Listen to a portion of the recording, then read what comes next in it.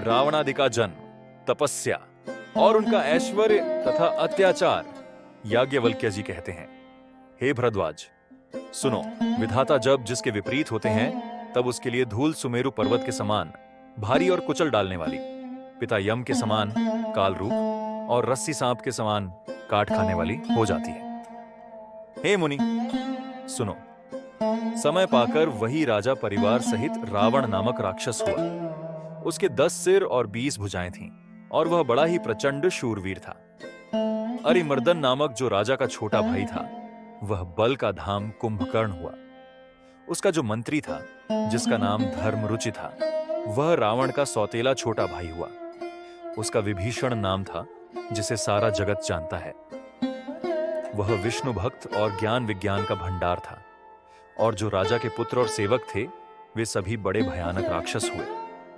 वे सब अनेकों जाति के मनमाना रूप धारण करने वाले, दुष्ट, कुटिल, भयंकर, विवेक रहित, निर्दयी, हिंसक, पापी और संसार भर को दुख देने वाले हुए।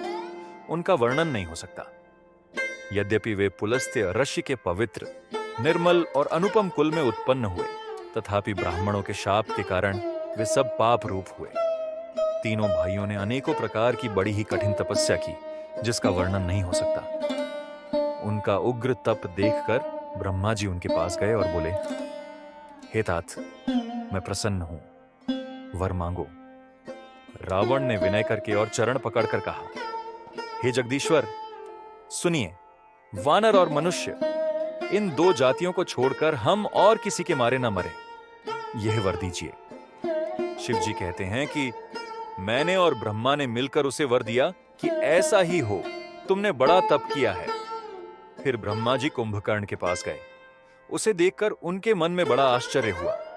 जो यह दुष्ट नित्य आहार करेगा तो सारा संसार ही उजाड़ हो जाएगा।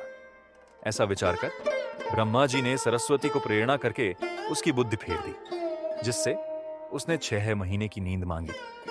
फिर ब्रह्मा जी विभीषण के पास गए और बोले, हे पुत्र, वर मांगो। उसने भगवान के चरण कमलों में निर्मल, निष्काम और अनन्य प्रेम मांगा। उनको वर देकर ब्रह्मा जी चले गए और वे तीनों भाई हर्षित होकर अपने घर लौट आए। मय दानव की मंदोदरी नाम की कन्या परम सुंदरी और स्त्रियों में शिरोमणि थी। मय ने उसे लाकर रावण को दिया। उसने जान लिया कि यह राक्षसों का राजा होगा। अच्छी स्त्री पाकर रावण प्रसन्न हुआ और फिर उसने जाकर दोनों भाइयों का विवाह कर दिया। समुद्र के बीच में त्रिकूट नामक पर्वत पर ब्रह्मा का बनाया हुआ एक बड़ा भारी किला था। महान मायावी और निपुण कारीगर मय दानव ने उसको फिर से सजा दिया। उसमें मणियों से जड़े हुए सोने के अनगिनत महल थे। जैसी नागकुल के रहने की पाताल लोक में भोगावतीपुरी है और इंद्र के रहने की स्वर्गलोक में अमरावतीपुरी है, उनसे भी अधिक सुंदर और बांका वह दुर्ग था। जगत में उसका नाम लंका प्रसिद्ध हुआ। उसे चारों ओर से समुद्र की अत्यंत गहरी खाई घेरे हुए है। उस दुर्ग के मणियों से जड़ा हुआ सोने का मजबूत परकोटा है, जिसकी कारीगरी का वर्णन नहीं किया जा सकता। भगवान की प्रेरणा से जिस कल्प में जो राक्षसों का राजा रावण होता है, वही शूर, प्रतापी, अतुलित बलवान अपनी सेना सहित उस पुरी में बसता है। पहले वहां बड़े बड़े योद्धा राक्षस रहते थे। देवताओं ने उन सबको युद्ध में मार डाला। अब इंद्र की प्रेरणा से वहां कुबेर के 1 करोड़ रक्षक यक्ष लोग रहते हैं। रावण को कहीं ऐसी खबर मिली, तब उसने सेना सजाकर किले को जा घेरा। उस बड़े विकट योद्धा और उसकी बड़ी सेना को देखकर यक्ष अपने प्राण लेकर भाग गए। तब रावण ने घूम फिरकर सारा नगर देखा। उसकी स्थान संबंधी चिंता मिट गई और उसे बहुत ही सुख हुआ।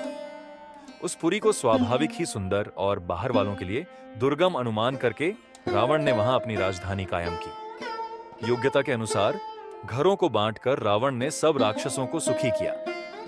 एक बार वह कुबेर पर चढ़ दौड़ा और उससे पुष्पक विमान को जीतकर ले आया। फिर उसने जाकर एक बार खिलवाड़ी में कैलाश पर्वत को उठा लिया और मानो अपनी भुजाओं का बल तौलकर बहुत सुख पाकर वह वहां से चला आया। सुख, संपत्ति, पुत्र, सेना, सहायक, जय, प्रताप, बल, बुद्धि और बड़ाई, ये सब उसके नित्य नए वैसे ही बढ़ते जाते थे जैसे प्रत्येक लाभ पर लोभ बढ़ता है। अत्यंत बलवान कुंभकर्ण सा उसका भाई था, जिसके जोड़ का योद्धा जगत में पैदा ही नहीं हुआ। वह मदिरा पीकर 6 महीने सोया करता था। उसके जागते ही तीनों लोकों में टहलका मच जाता था। यदि वह प्रतिदिन भोजन करता, तब तो संपूर्ण विश्व शीघ्र ही चौपट खाली हो जाता। रणधीर ऐसा था कि जिसका वर्णन नहीं किया जा सकता। लंका में उसके ऐसे असंख्य बलवान वीर थे। मेघनाद रावण का बड़ा लड़का था, जिसका जगत के योद्धाओं में पहला नंबर था। रण में कोई भी उसका सामना नहीं कर सकता था। स्वर्ग में तो उसके भय से नित्य भगदड़ मची रहती थी। इनके अतिरिक्त दुर्मुख, अकंपन, वज्रदंत, धूमकेतु और अतिकाय आदि ऐसे अनेक योद्धा थे जो अकेले ही सारे जगत को जीत सकते थे। सभी राक्षस मनमाना रूप बना सकते थे और आसुरी माया जानते थे। उनके दया धर्म स्वप्न में भी नहीं था। एक बार सभा में बैठे हुए रावण ने अपने अगणित परिवार को देखा। पुत्र पौत्र, कुटुंबी और सेवक ढेर के ढेर थे। सारी राक्षसों की जातियों को तो गिन ही कौन सकता था। अपनी सेना को देखकर स्वभाव से ही अभिमानी रावण क्रोध और गर्व में सनी हुई वाणी बोला, हे समस्त राक्षसों के दलों, सुनो, देवतागण हमारे शत्रु हैं। वे सामने आकर युद्ध नहीं करते, बलवान शत्रु को देखकर भाग जाते हैं। उनका मरण एक ही उपाय से हो सकता है, मैं समझा कर कहता हूं। अब उसे सुनो। उनके बल को बढ़ाने वाले ब्राह्मण भोजन, यज्ञ, हवन और श्राद्ध, इन सब में जाकर तुम बाधा डालो। भूख से दुर्बल और बलहीन होकर देवता सहज ही में आ मिलेंगे। तब उनको मैं मार डालूंगा अथवा भलीभांति अपने अधीन करके, सर्वथा पराधीन करके छोड़ दूंगा। फिर उसने मेघनाद को बुलवाया और सिखा पढ़ाकर उसके बल और देवताओं के प्रति बैर भाव को उत्तेजना दी। फिर कहा, हे पुत्र, जो देवता रण में धीर और बलवान हैं और जिन्हें लड़ने का अभिमान है, उन्हें युद्ध में जीतकर बांध लाना। बेटे ने उठकर पिता की आज्ञा को शिरोधार्य किया। इसी तरह उसने सबको आज्ञा दी और आप भी हाथ में गदा लेकर चल दिया। रावण के चलने से पृथ्वी डगमगाने लगी और उसकी गर्जना से देवर मणियों के गर्भ गिरने लगे। रावण को क्रोध सहित आते हुए सुनकर देवताओं ने सुमेरु पर्वत की गुफाएं तकीं। भागकर सुमेरु की गुफाओं का आश्रय लिया। दिक्पालों के सारे सुंदर लोकों को रावण ने सूना पाया। वह बार बार भारी सिंह गर्जना करके देवताओं को ललकार ललकार कर गालियां देता था। रण के मद में मतवाला होकर वह अपनी जोड़ी का योद्धा खोजता हुआ जगत भर में दौड़ता फिरा, परंतु उसे ऐसा योद्धा कहीं नहीं मिला। सूर्य, चंद्रमा, वायु, वरुण, कुबेर, अग्नि, काल और यम आदि सब अधिकारी, किन्नर, सिद्ध, मनुष्य, देवता और नाग, सभी के पीछे वह हठपूर्वक पड़ गया। किसी को भी उसने शांतिपूर्वक नहीं बैठने दिया। ब्रह्मा जी की सृष्टि में जहां तक शरीरधारी स्त्री पुरुष थे, सभी रावण के अधीन हो गए। डर के मारे सभी उसकी आज्ञा का पालन करते थे और नित्य आकर नम्रता पूर्वक उसके चरणों में सिर नवाते थे। उसने भुजाओं के बल से सारे विश्व को वश में कर लिया, किसी को स्वतंत्र नहीं रहने दिया।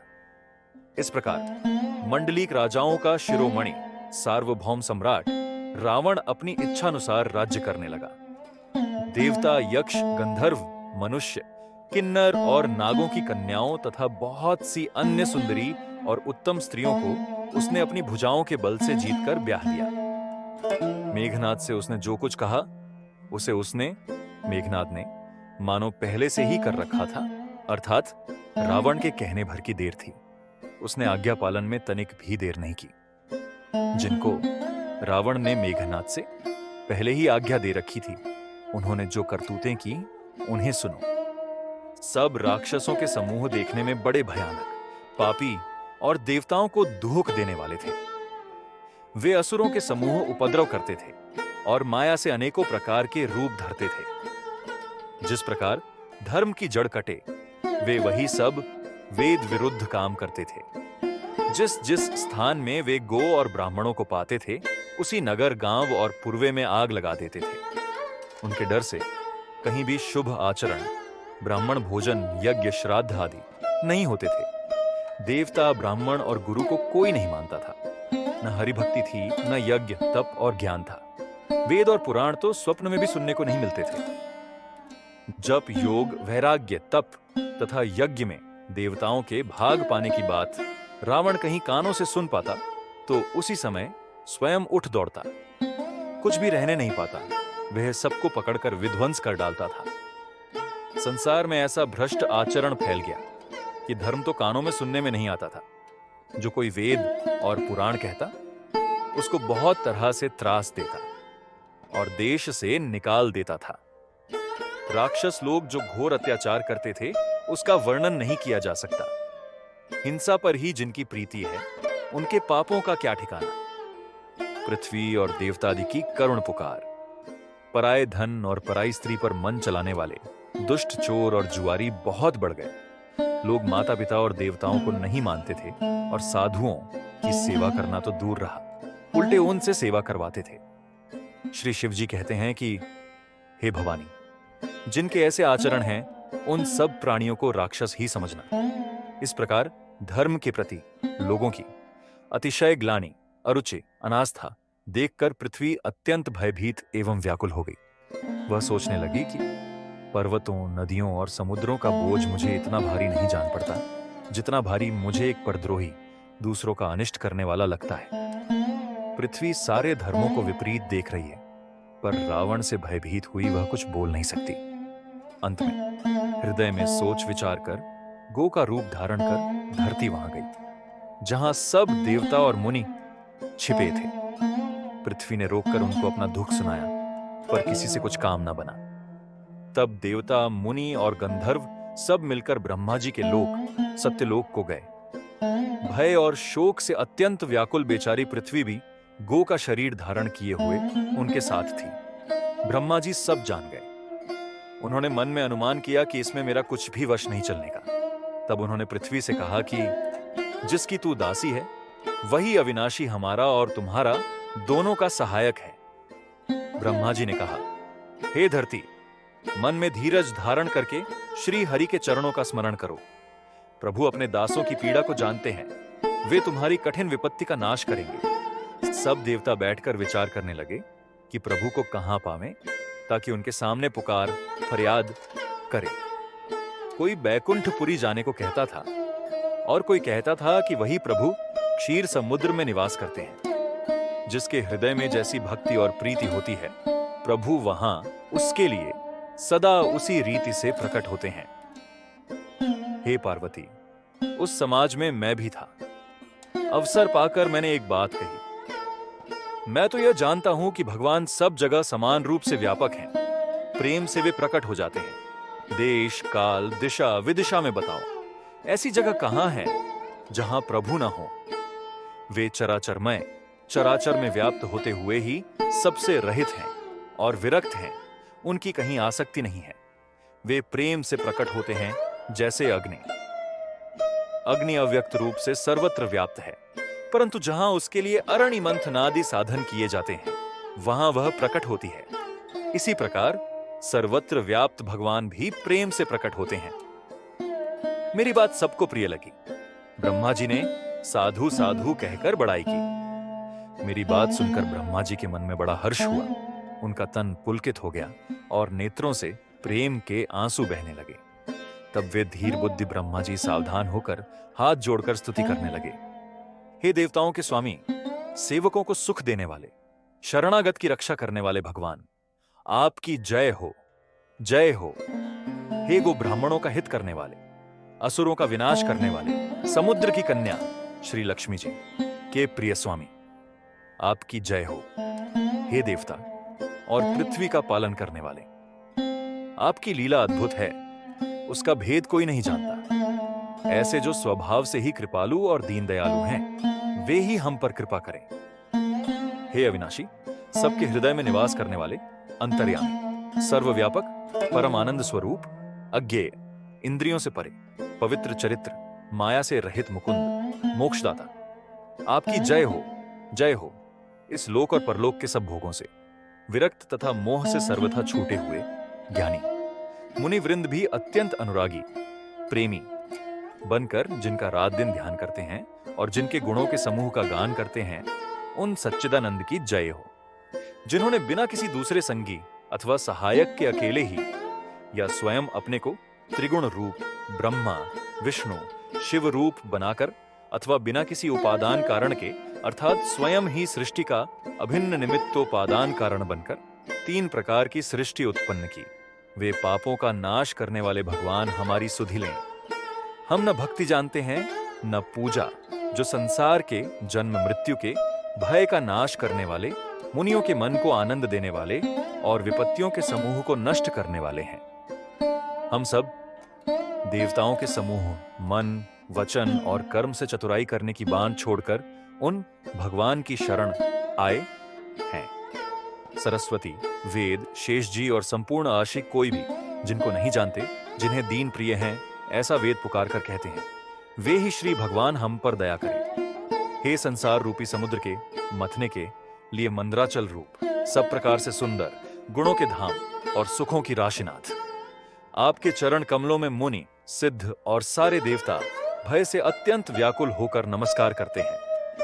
देवताओं और पृथ्वी को भयभीत जानकर और उनके स्नेह युक्त वचन सुनकर शोक और संदेह को हरने वाली गंभीर आकाशवाणी हुई। हे मुनि, सिद्ध और देवताओं के स्वामियों, डरो मत। तुम्हारे लिए मैं मनुष्य का रूप धारण करूंगा और उदार पवित्र सूर्य वंश में अंशों सहित मनुष्य का अवतार लूंगा। कश्यप और अदिति ने बड़ा भारी तप किया था, मैं पहले ही उनको वर दे चुका हूं। वे ही दशरथ और कौसल्या के रूप में मनुष्यों के राजा होकर श्री अयोध्यापुरी में प्रकट हुए हैं। उन्हीं के घर जाकर मैं रघुकुल में श्रेष्ठ 4 भाइयों के रूप में अवतार लूंगा। नारद के सब वचन मैं सत्य करूंगा और अपनी पराशक्ति के सहित अवतार लूंगा। मैं पृथ्वी का सब भार हर लूंगा। हे देववृंद, तुम निर्भय हो जाओ। आकाश में ब्रह्म भगवान की वाणी को कान से सुनकर देवता तुरंत लौट गए। उनका हृदय शीतल हो गया। तब ब्रह्मा जी ने पृथ्वी को समझाया, वह भी निर्भय हुई और उसके जी में भरोसा, ढाढ़स आ गया। देवताओं को यही सिखाकर कि वानरों का शरीर धर धर कर तुम लोग पृथ्वी पर जाकर भगवान के चरणों की सेवा करो, ब्रह्मा जी अपने लोक को चले गए। सब देवता अपने अपने लोक को गए। पृथ्वी सहित सबके मन को शांति मिली। ब्रह्मा जी ने जो कुछ आज्ञा दी उससे देवता बहुत प्रसन्न हुए और उन्होंने वैसा करने में देर नहीं की। पृथ्वी पर उन्होंने वानर देह धारण की। उनमें अपार बल और प्रताप था। सभी शूरवीर थे। पर्वत, वृक्ष और नख ही उनके शस्त्र थे। वे धीर बुद्धि वाले वानर रूप देवता भगवान के आने की राह देखने लगे।